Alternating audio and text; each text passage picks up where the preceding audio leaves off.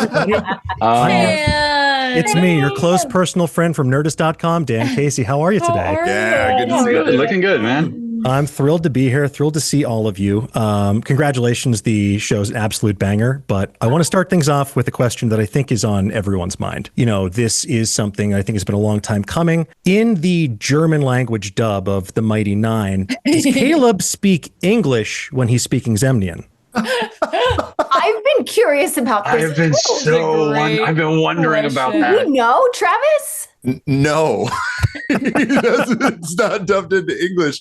I think our German fans are going to be like, we're if they don't know, yes, we have absolutely appropriated your language to be Zemnian, 100%. Look, I've always thought they were pretty fantastical people myself. I get it. 100%. And I think actually Liam was very intentional in making it a older or more classical version of German, but I don't speak it, so I wouldn't know. Yeah, you beat me to it. From what I understand, it's like closer to a turn of the century style German. Cool. But yes, we'll let the German people, or as they would say, zounds. Yeah. He's going to be like their cool grandfather, but sadder. Yes. So something that struck me about this, about the Mighty Nein, is Neil Acree's score. It really is fantastic. It feels more synth-driven and tonally different than The Legend of Vox Machina in ways that I found really additive and exciting. So I'm curious, what motivated that musical shift, and what were those creative discussions like? Yeah, I mean, right out of the gate, we knew that Mighty Nein was going to be 44 minutes instead of 22, and because it's all in the same universe, we wanted to set up a few tonal shifts just right out of the gate. Music obviously was one of them. There's a new character designer, but music paints a third of the picture as you're going along, and so we had early discussions around like, what could that be if it wasn't orchestral, grand, classical stuff that Neil Acree does so beautifully in Legend of Vox Machina, and we pitched out, what if it's like Tron meets fantasy, right? What if it's got electronic synth vibes? And we kind of pitched that to Neil, and he was like, I actually have a couple albums that are electronic. Let me throw you some stuff. And the piece that he made for the opening titles is not very far from what he originally sent us. And we all kind of looked at each other around the room. We're like, yeah, this is going to slap 100%. And it's just a great way to separate Mighty Nein from Vox Machina. We think folks will really enjoy it. Yeah, well, I personally think that there's something inherently a lot more sci-fi about Mighty Nein in general, kind of with everything going on with the wizards and the mages and dunamancy and trying to tap into like the mathematics of the universe. Like, I mean, come on. It writes itself. Mage synth.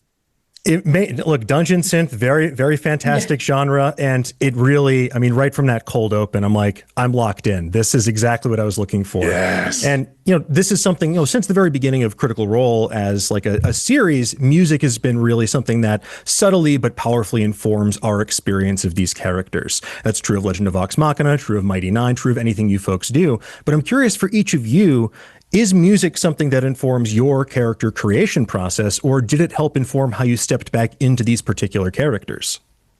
Always. I think Marisha will also respond to this. I make character playlists immediately. That's step one, and it evolves slowly. Anytime there's a new D&D character, even for like honestly some one shots, even I'll just make a little short list. Oh yeah. Echoing Taliesin, do the same thing. And I think there's you can actually see a lot of our character playlists from Mighty Nein and Vox Machina and previous campaigns. They're on Spotify, so you can kind of see. But I think that there's something very visceral about music that can tap into your soul in a different way. That's suck awesome. At making playlists. Grog's playlist had like C is for Cookie from Sesame Street on there. So, I think to each their own. He really spoke to who Grog was, though. It did. Cookie was good enough for him. Yeah.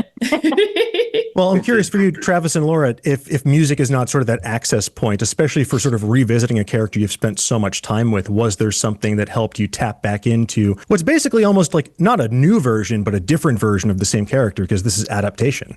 What's funny is I did go back before a lot of the recording sessions when we, were going in for Mighty Nein.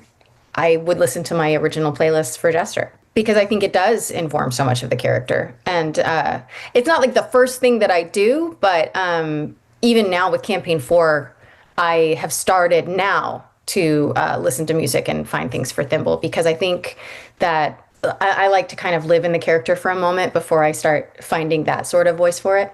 Cool. Damn, Dan, I guess I'm just that ass that doesn't rely on my playlist. You know what I did for Fjord? I put on my boots, I put on my big belt buckle and my cowboy hat when I went into my records. And then on the weekends, I'd go get on my horse and lasso me some cattle and wrangle some sheep. That's what it did to get. It was a fun time in the Willingham household when he was. What are clothes if not the music of cloth? I mean, you're tapping into something elemental. Speaking of going deep, Taliesin, I want to ask you, I really enjoyed sort of the different approach we take to Molly's story this season. Feels like we get a deeper insight into his experience than we did at the same point in the campaign.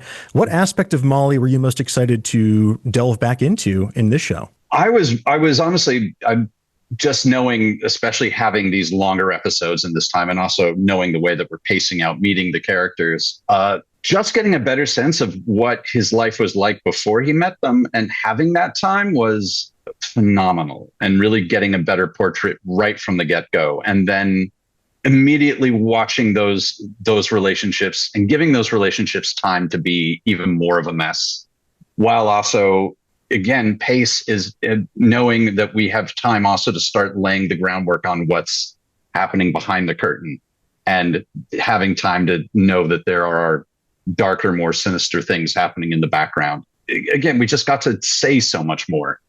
It was really wonderful.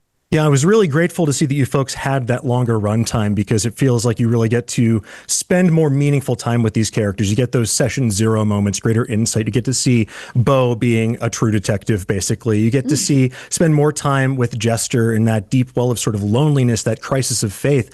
And you get to see what happened when ship went down with Fjord before the series began. I'm curious, though, a lot of folks maybe experienced these through things like the comics. But for you, is there like almost a Rashomon-esque unreliable narrator quality of, well, I remember things a little differently when we were at the table when you sit back down or go into the recording booth? Oh, I've already talked, but yes, for me, I don't know if anyone else wants to elaborate. I love a new perspective.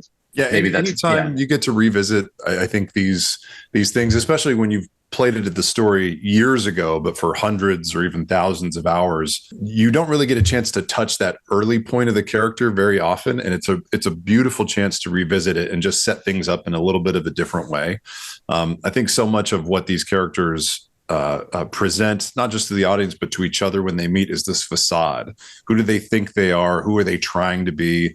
How tough are they trying to act? And if you can get a little peek behind that curtain, just to understand the vulnerable source behind the veneer, I think it's just going to pay a little bit more of a dividend throughout the season. So that's been really nice to touch. I have a really bad memory, Dan. And it's funny because in my brain, it is all meshed into one story, and I don't know what happened in what. It all just exists together now for me.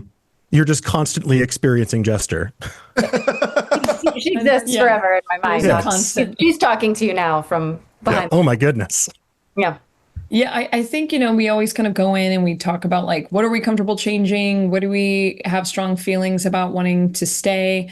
But honestly, with this one, despite some of the narrative changes, especially chronological changes, none of it really bumped with me too much, because I think the core of what all the characters are, what they represent, and the nuances of the story are all preserved beautifully. So I think it doesn't really matter too much. It's just kind of putting a different filter over the lens. Well, I'm very excited for people to see this new filter. There's so many holy shit moments in this show that I can't wait to share with everybody. Congratulations again, and thank you folks for taking the time. I appreciate it.